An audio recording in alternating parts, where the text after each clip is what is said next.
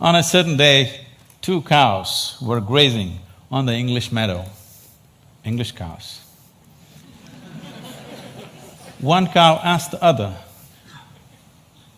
"What is your opinion about the mad cow disease?" The other cow said, "I don't care a hoot, I'm anyway a helicopter." Being a mystic, being a realized being is just like this. A cow realizing that it's a cow and it becomes a celebrated cow. Holy cow, isn't it?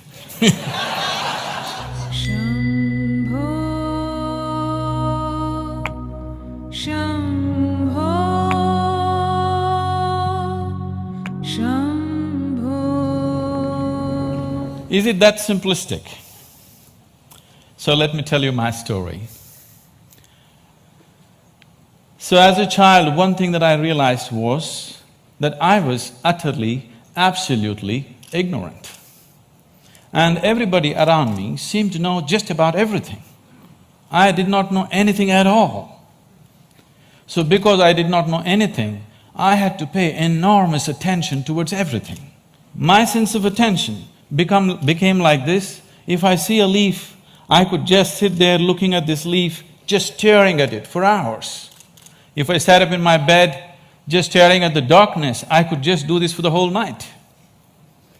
So this attention brought a completely different level of involvement and interaction with just about anything and everything around me, animate and inanimate. But everybody else seemed to know everything and they were just going about their life busy and happy. But I was just staring at every little thing. Then I realized that even they did not know anything, it is just that they had their assumptions and belief systems that they were happy with, either their own or what was handed down to them by someone else. And they not only knew about what is here, they also knew about other worlds, about gods, about heavens and everything. And here I was struggling to figure out what is what. So this so intrigued me that I started planting myself outside a major temple here in Mysore because I wanted to really see, after having a meeting with God, after having a conversation with God, how people will be. So I stood there intensely observing every face that's walking out of the temple, and generally I heard local gossip. Sometimes in Indian temples, your footwear walks away with someone else, and then I hear people cursing the creation and the creator. I always found people walking out of restaurants always had more joyful faces than people walking out of temples. Divine versus dosa, dosa seems to win. I could not come to terms with this, and so I slowly became more and more and more skeptical about everybody and everything around me, skeptical about social structures, political systems, religious beliefs, even scientific theories, because none of them match with my experience of life. On a certain day, I started moving towards Chamandi Hill. You must see this place.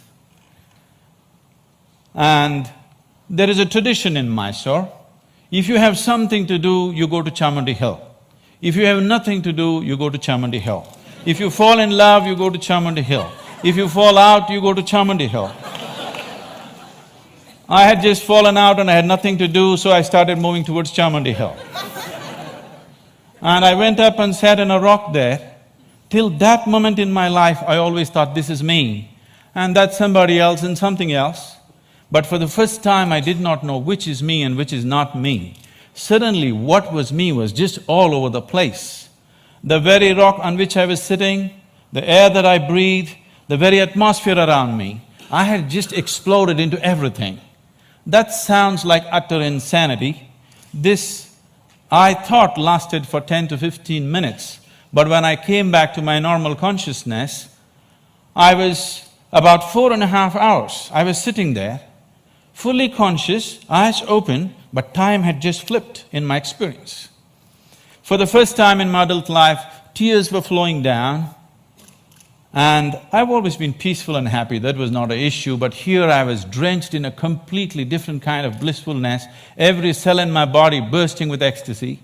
When I shook my head and trying to get some logical explanation for what's happening to me, the only thing that my very smart mind could say was, maybe I'm just going off my rocker. This experience, as it deepened and it started repeating itself, if I just sit here, what is moments for me seem to be hours for others. I think it's a minute, hours are gone. On a certain day, I happened to be sitting in a certain place. I actually thought it's about 25–30 minutes, but when I came to my normal senses, 13 days had gone by. I was sitting right there. India being what it is, a whole crowd had gathered, garlands around my neck, people touching my feet, somebody wants to know what will happen to his business, somebody wants to know when his daughter will get married. All the things that I hated were just happening around me. And I had to move away from this place just to avoid this crowd around me. And as this experience deepened into me, one thing that happened to me was, everything that I believed was me suddenly was not me. This was always me. And suddenly I found this is just an accumulation of food that I've eaten. What I accumulate can be mine but can never be me. This was just a huge heap of impressions in my mind. And this body and mind, not being me but just being mine, a distance arose between me and my body, between me and my mind. This also facilitated a certain experience within me, that suddenly the equation of time and space was suddenly not applicable for me. I was seeing that what is here is there, what is there is here, past, present and future got mixed up. It was one majestic chaos, but utterly beautiful. So my skeptical mind, not able to come to terms with it, started conducting experiments. These experiments are too weird to talk about and the results too fairy tale-ish for anybody to believe. But one thing that I arrived at was that existence is not human-centric. And all human experience is self-made. Most people believe that their experience is molded by what situations in which they exist, but all human experience is 100% self-created from within. I think today a lot of science is beginning to agree with that.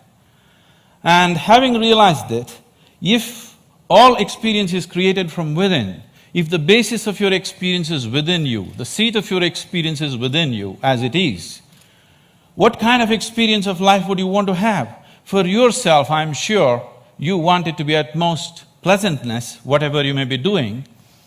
What you want for your neighbor may be debatable, but what you want for yourself, definitely you want utmost pleasantness.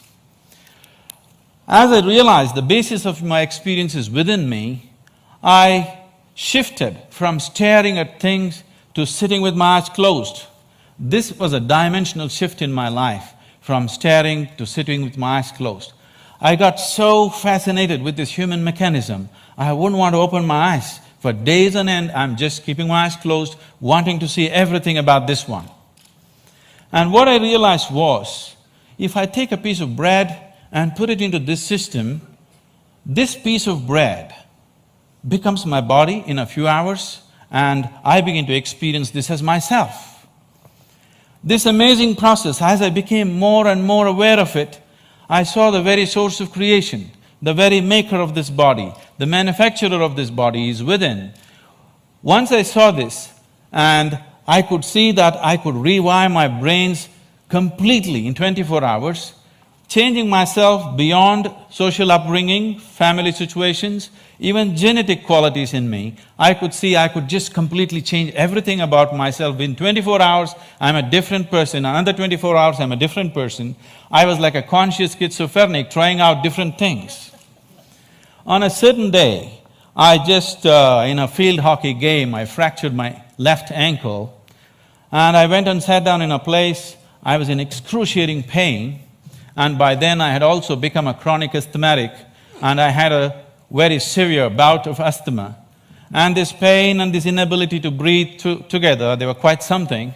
At that moment it occurred to me, if the maker of this body is inside, why is it that I cannot mend this from inside? I sat down with a certain resolve. If this is true, I must be able to allow it to mend itself, otherwise I must be completely on a wrong track. I sat down with my eyes closed for about little more than an hour. When I came out, my asthma left me, never to come back again. And above all, my fractured leg was perfectly okay in little more than an hour's time. Armed with this experience, I started creating methods and systems through which every human being could access that intelligence and that capability within the system which can make a piece of bread into a human being. This intelligence and this competence within the human system, which is not just about thought process, exists in every human being, but unfortunately remains untapped. And I went about creating systems that people could make use of today, these technologies for inner well-being, these methods to engineer your interiority the way you want it. Millions of people are making use of it, enjoying the benefits of that, but the essential part of this is that there is such a high level of intelligence and competence on every millimeter of the body, every point of the body, not just in the thought process. This is completely untapped by human societies. There are ways to do this, and as I went into this process, what I saw was, what is it that determines what is me and what is not me? I am capable of taking a piece of bread and making it into myself. If I look at this body, it is just a piece of this planet that I have borrowed, but why is this separate and this is separate? Then I found that it is just the boundaries of sensation which determines what is me and what is not me. Here there is sensation, so this is me. There seems I don't feel the sensation, so that's not me. As I looked at this boundaries of sensation very, very closely from within myself, this was a phase of my life where most of the time I remained with my eyes closed. I realized that the boundaries of sensation can either be stretched, expanded, or even made smaller than what it is right now.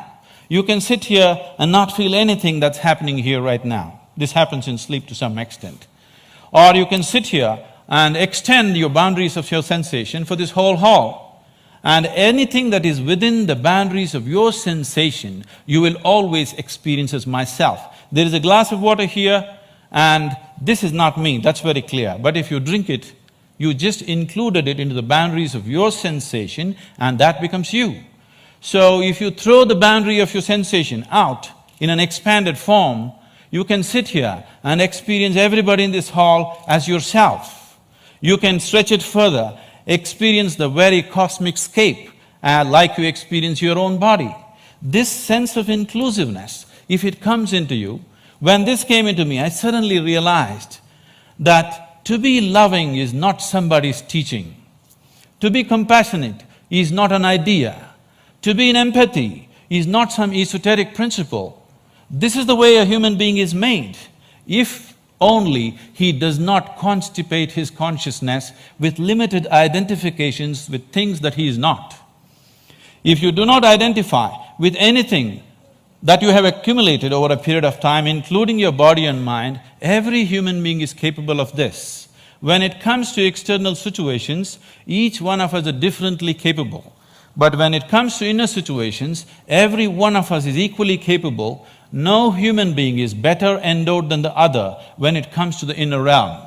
It's only in the external situations that we are all differently capable. If this inclusiveness enters human life, if you can sit here and experience people around you as yourself, I don't think I have to teach you to be good. I don't think I have to teach you to love. I don't think I have to teach you to care. Because caring for this one is very, very natural. This is ingrained within the very nature of the existence. This inclusiveness definitely has to touch humanity, so this became my life, my work and my endeavor to develop methods so that people can experience this inclusiveness. If this inclusiveness is experienced by humanity, particularly by the leadership, people who wield power and different aspects of responsibility in the world, definitely we could find solutions for everything, because today, we as a generation of people, this is very significant, for the first time, we are capable of addressing every human problem on this planet of nourishment, health, education, ecology, you name it, we can address it all. We have the necessary resource, capability and technology for the very first time. But are we going to do it simply depends upon how inclusive is our experience of life. If you stand here and you experience this planet as yourself, I don't think I have to tell you, take care of it. Every human being would do his best. When we do not have this inclusiveness, what we could do, we will not do.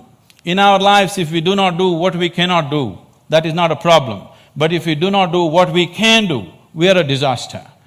My hope and my work is just to see that we as a generation of people do not become that kind of a disaster, that what we can do, we will definitely do. And right now what we can do compared to what we could do 100 years ago is so incredibly different, so incredibly different. But what's missing is an all-inclusive consciousness, a all-inclusive experience of life.